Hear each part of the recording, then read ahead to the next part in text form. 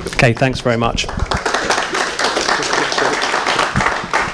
Thanks. So, as Alex says, my name is Jan Karpinen. I'm the Vice President for Merchant Business and Merchant Engagement for Mastercard Advisors. So, Mastercard Advisors, for those of you that don't know, is the consulting arm of Mastercard.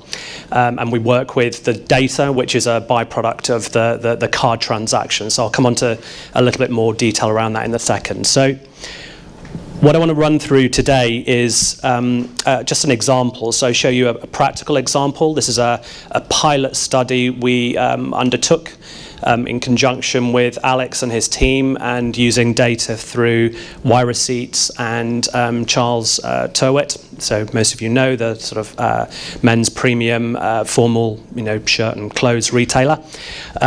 So talking through how we kind of match the data, which I'll come on to in a bit more detail, around Mastercard transaction data along with yReceipts data, and then sort of bringing it to life with that real life example.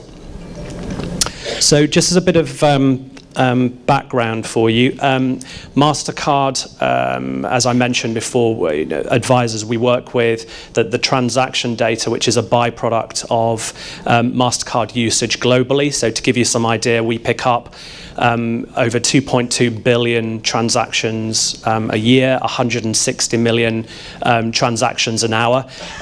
So we don't have customer names or addresses, but we're able to link that card purchase across multiple retailers. So we can see where a customer has been shopping at a transaction level. But what we don't see is the SKU level detail. So for those of you that work with SKU level detail, work for retailers, merchants, you have the vertical piece, so you see within your four walls exactly what you're selling and what your customers are buying.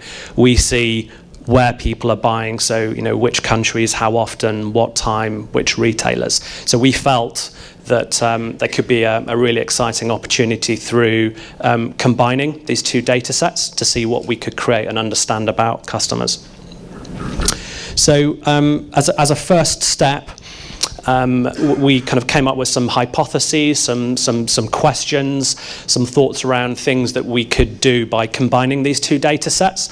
So I won't go through each of these in a huge amount of detail, but things like market share. So not only understanding what your share is versus other retailers, but breaking that down to product level, category, subcategory level. So once, as you can imagine, if we start to see yReceipts data across a number of retailers, that starts to mean that you can see not only your share within clothing, I'll use that as the example, but within the types of clothing as well, which is very, very powerful. Things like shopper profile, so not only how they are shopping with you, but what else they're doing. Do they like to travel? Where do they live? How often do they shop? How much do they spend in total?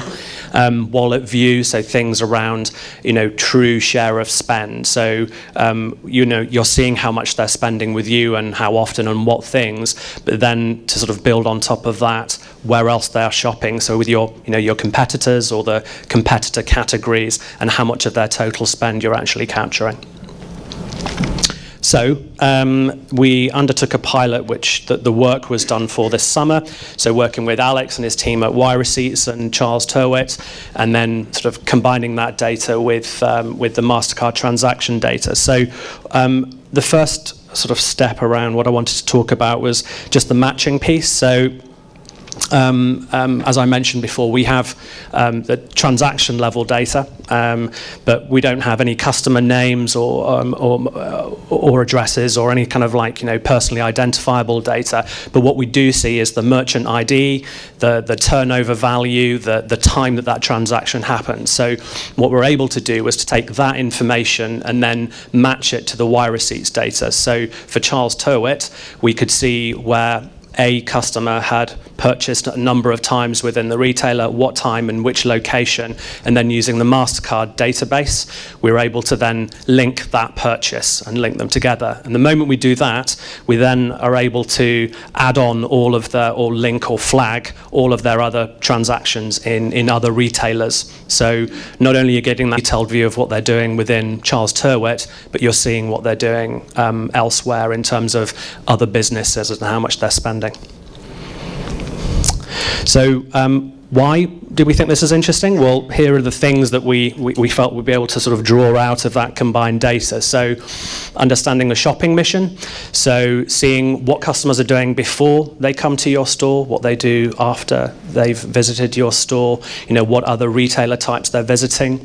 Market share loyalty, which I've touched on already, so understanding the kind of true headroom of your customers, how much they're spending with you, but seeing how much they're also spending elsewhere.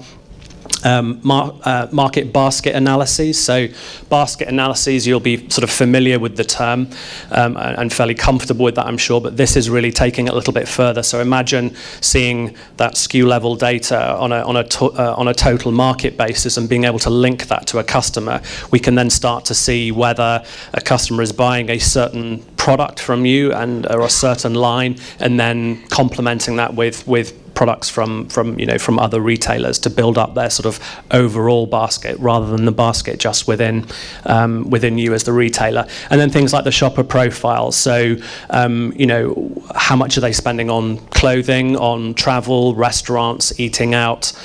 So those far more sort of lifestyle segmentation type metrics.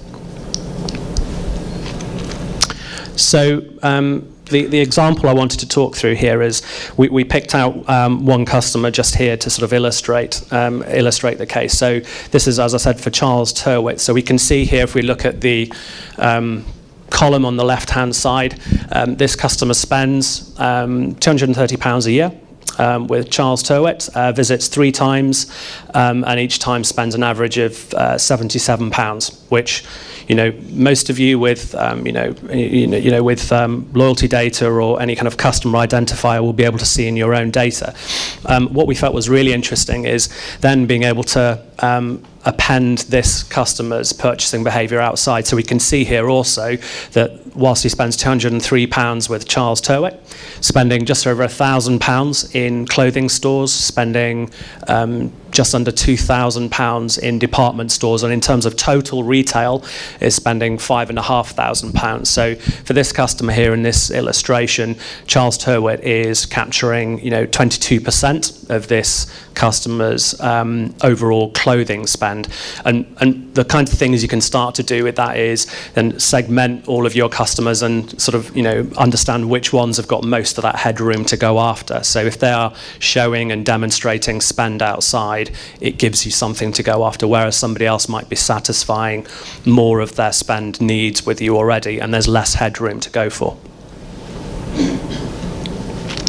We took it a little bit further then to look kind of outside, as I was describing, and looked at the spend profiles around, we call it needs and wants, so discretionary versus sort of non-discretionary spending. So needs, the sort of everyday life essentials, the things that we all have to spend on, insurance, grocery, pets, DIY, petrol, etc. versus, on the want side, hotels, clothing, department stores. So here we can see that for this shopper, they're spending, £3 on wants for every £1 on needs, which is probably the exact opposite of my own personal shopping profile, but that's how it breaks down. So hopefully you can start to see the sort of richness of the profile and the picture of the customer that you're starting to see beyond just what they are doing with you in your retailer.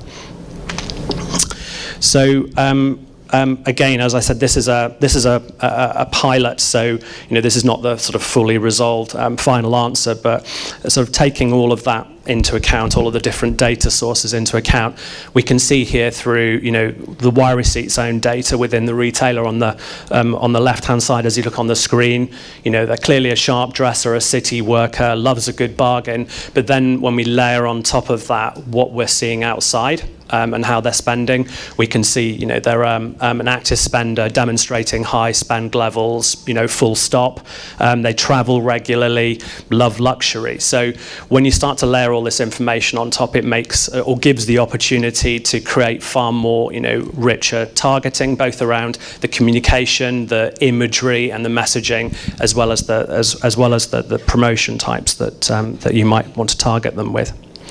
So the sort of final sort of thing I just wanted to share with you is just some final thoughts and a bit of a question as well. Great if someone can shout out the answer, but I'm not expecting it. Just around sort of working with this data and thinking about, as we start to see SKU level, product level data more broadly across the market and what that means for us. I've used this example here just around, groceries, something that everyone's very, very comfortable with and familiar with. We'll take a standard product like Heinz baked beans. So. Heinz baked beans are, it's the same product, whichever retailer you go into. So it makes it pretty easy to take all of that data and combine it together to create an overall market view of, well, what's your share? How well are you doing, within this category or with this brand?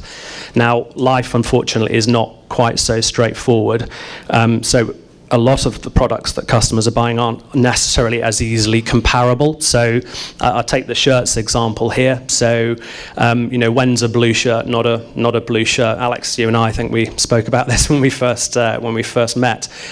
So on one level, we could say within these 4 different retailers, they're all selling a blue shirt. That's cool. We're starting to see that data at a receipt level through yReceipts and combining it with the sort of Mastercard data. But is it fair to compare it on that basis? Probably not. No, because that's not how customers see it. So things like the price point of that shirt, the design, the purpose that you're buying that shirt for. Is it short sleeve? Is it long sleeve? Now, this is just for shirts. So you can imagine for other categories, furniture, electronics, it's the same challenge. So the question and the challenge, I would say, for us as we move into a world where we're starting to see more of this detailed category and subcategory level data is, how do we create meaningful kind of categorizations, if you like, which make sense to the customer, but also make sense to people like us who kind of work with the data in one way or another. So there you go. I'll leave that with you. Thank you very much.